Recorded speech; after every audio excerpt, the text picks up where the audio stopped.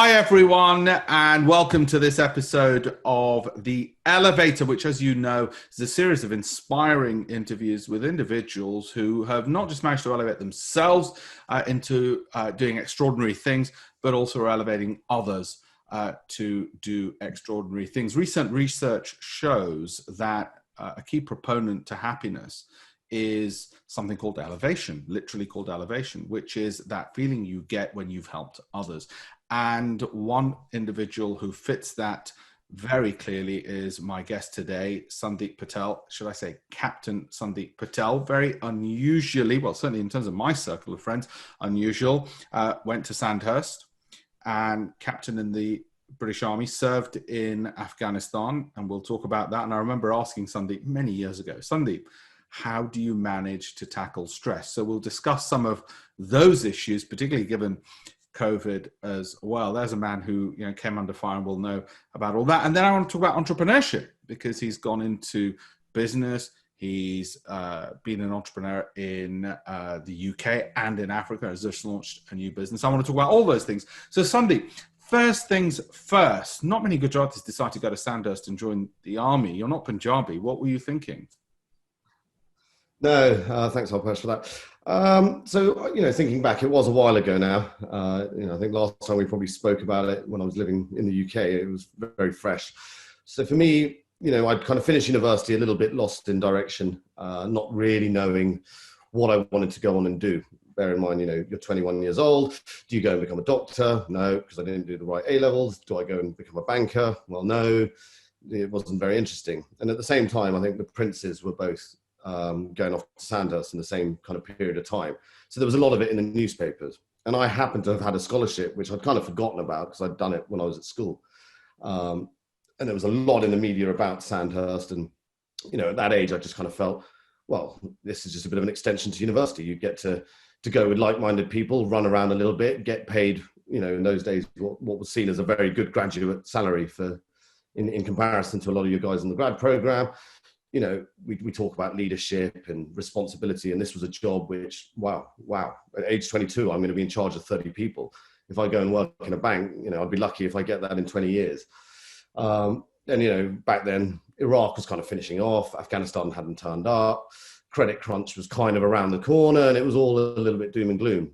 So for me, it was like, right, I'm going to go and do this. It was my equivalent of a master's, whilst actually getting to do something which I'd enjoy, being surrounded by people, physical exercise, and having the opportunity to influence and lead some of the greatest guys this country has. So yeah, that was kind of the thought process back then, which was 2005, 6. So yeah, 15 years ago. Tell me what it was like then to serve in the army, because of course, like you said, Afghanistan turned up and you were involved in conflict. Yeah, so, and this is where I think Sandhurst, it's regarded as the best leadership academy and military officer training in the world, actually, arguably. And it did prepare me, for sure, very well.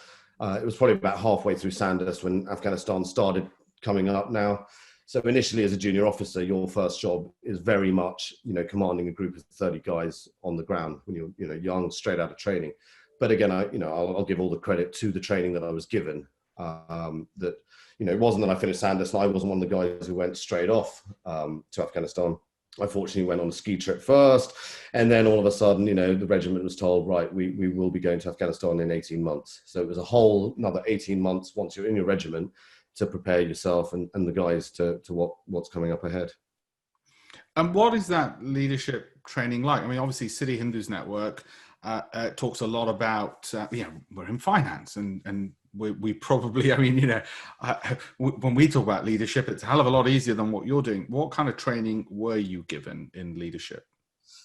So I think, there was an element of theory, looking at various principles, etc., on the academic side of what Sandhurst provides you.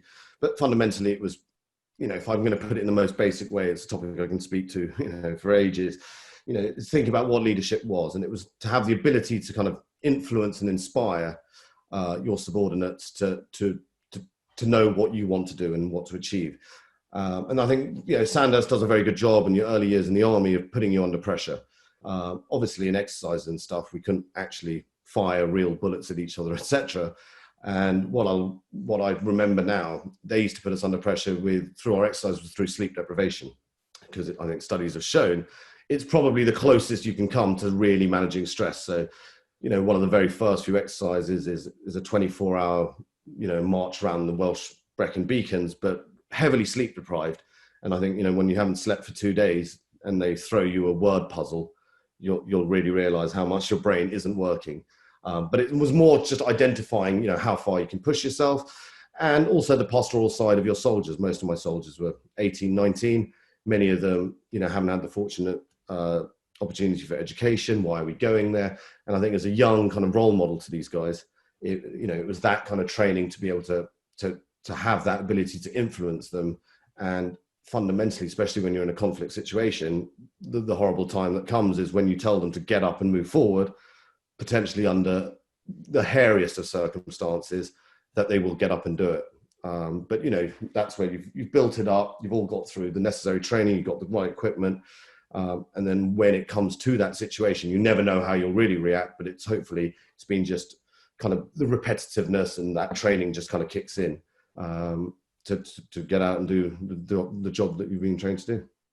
Which parts of Afghanistan are you allowed to say, by the way, were you stationed in? I was down in Helmand, so southern Afghanistan, where in 2009.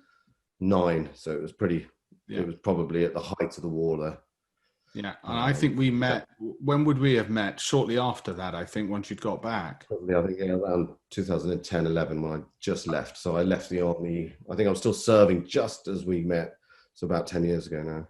Yeah, and I remember asking you at one time, we'd left my office, and I said to you, so, Sandip, how do you manage stress? And of course, I'm embarrassed to say, I'm in finance. So what I would consider stress is zero compared to what you had. And I remember, I don't know if you remember the answer, what you said was, well, we'd be fired at, and sometimes we'd laugh. Tell me a bit about that. Tell me about how, we're living in an era of COVID. People see more stress about their jobs and everything else in life. What stress management tools were you given at Sandhurst, which might be able to, which people might be able to apply? I mean, I don't mean people go and get them shot at, but yeah, and and I won't say it's a right or wrong answer. I think every individual has a way of managing stress. I think the most important thing was knowledge. Understanding the situation that you're going to go into. So having an understanding of why we were in this position, why were we going to put our lives at risk? Why were we going to command men to put their lives at risk? And also just having a really strong support network. Fortunately, I had a very, very, very strong father who was, always a phone call away. Now Haifa, who now my wife, she's been a rock all the way through it. But I know it's now being, hampered everywhere. But thinking about it 10 years ago, it wasn't. It is by having an open communication. I think we met, and I was always very open, and being able to talk that, yeah, it's okay to be scared. Yes, I'm the fine officer and running into battle, but of course, it's pretty normal to be scared. It's pretty normal to have kind of stresses, but just talking about it and just adapting to different situations. I think what people have got to realize is we're not as weak as we think we are. The human body is incredibly strong, and the mind, in fact, even stronger. So as much as we go to the gym to make our muscles stronger, we often forget about the mental health side of it. But keep your mind healthy, and actually the best solution to stress management is just talk about it. All right. Well, that's very useful. Very good advice. Well, then you went into something a hell of a lot easier, which is business and entrepreneurship. Well, easier in some regards, but we who are in entrepreneurship will tell you it's actually bloody difficult. Tell me about that journey and how that's been, and what you're doing now in entrepreneurship, and how you're using business to help elevate and lift up others. Yeah, so my business journey, again, I think when I left the army, it was a bit of a lost place again. By now, the financial markets were really bad. The job market wasn't great. So I ended up finding myself in Kenya.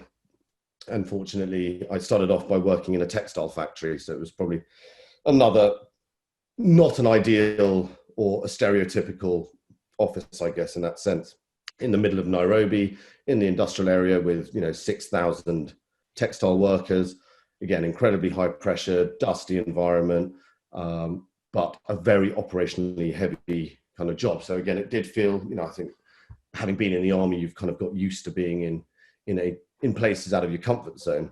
But I remember, my mentor and my former boss saying to me that who needs a Harvard MBA? You'll learn everything you need to in a textile factory in Nairobi. And to be honest, I completely agree. Everything I learned in those 2-3 years of working under him, and then from there, where I went on to launch my own businesses in Kenya, for sure, it is a different environment, it's a different culture, it's a different work ethic, but full of opportunities.